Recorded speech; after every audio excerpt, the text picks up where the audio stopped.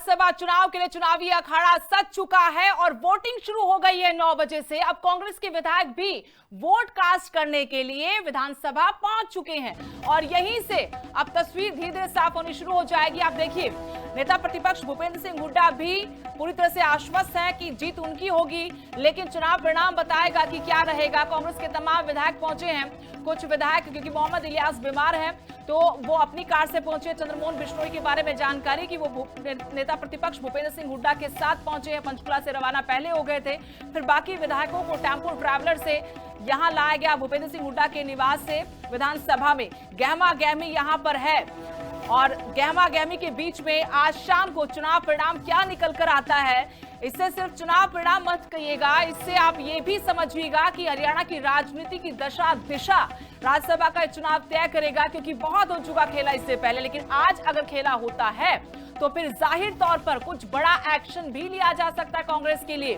भूपेंद्र सिंह हुड्डा की प्रतिष्ठा का सवाल राज्यसभा का चुनाव बन चुका है। 37 विधायक होने के बाद भी अगर चुनाव कांग्रेस का उम्मीदवार हार जाता है तो बहुत शर्मनाक हार होगी।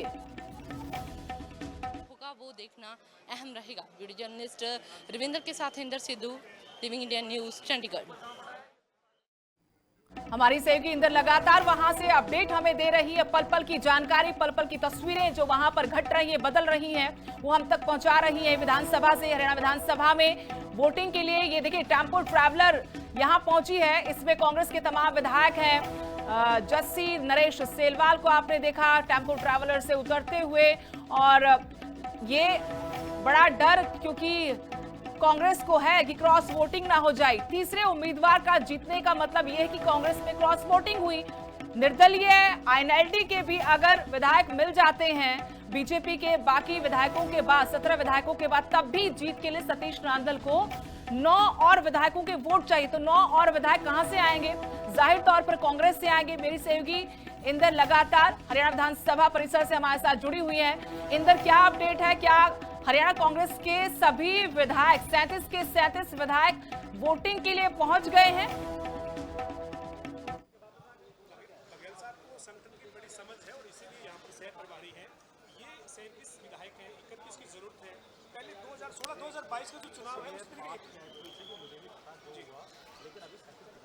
इंदर, क्या आप मुझे सुन पा रही? अगर मुझे सुन पा रही तो सवाल मैं आपसे ये पूछ रही थी कि क्या कांग्रेस के 37 विधायक इस वक्त राज्यसभा चुनाव के लिए वोटिंग करने पहुंच गए हैं हरियाणा विधानसभा में?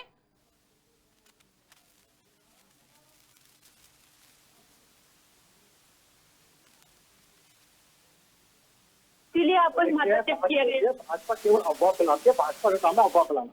तो आरएसएस की मानसिकता है तो केवल अफवाह फैलाने की बात है। भाजपा कभी काम नहीं करती, लोगों के इस चीज को उसके साथ कार्य करती है। तो भाजपा केवल अफवाह फैला रही है, तो कोई ऐसी बात नहीं है। बल्कि भाजपा के एक दो विधायक हमारे प्रतिभा और बेटी जी, उसके साथ क्या करमवीर बॉन्ड के साथ आप सब आज जीतेंगे? करमवीर बॉन्ड इसलिए जब मैंने कहा 37 विधायक है तो जीतेंगे कैसे? ना बताइए उस बात को। सीधे तौर पर कांग्रेस के विधायक का कहना है स्वदेश के हम सब साथ हैं, 37 के 37 साथ में आए हैं, कांग्रेस को ही जिताएंगे, कोई भी क्रॉस वोटिंग नहीं होगी। भाजपा इस समय अफवाह फैला रही है, सीधे इल्जाम भाजपा पर लगाए गए हैं कांग्रेस के विधायक की तरफ से। जी सुदेश। जी शुक्रिया इंदर तमाम जानकारी के लिए। तो कांग्रेस खेमे से अभी भी वही सुर अलापे जा रहे कि हम आश्वस्त हैं, 37 विधायक हैं, 31 वोट चाहिए तो हमारी ही जीत होगी। लेकिन बीजेपी का दांव क्या होगा और यहां से कौन सा उम्मीदवार जीत कर निकलता है? एक तो तय है, संजय भाटिया राज्यसभा जा रहे हैं, लेकिन दूसरा उम्मीदवार कौन सा होगा? सतीश नांदल जो निर्दलीय हैं वो, या फिर कांग्रेस के करमवीर बॉन्ड?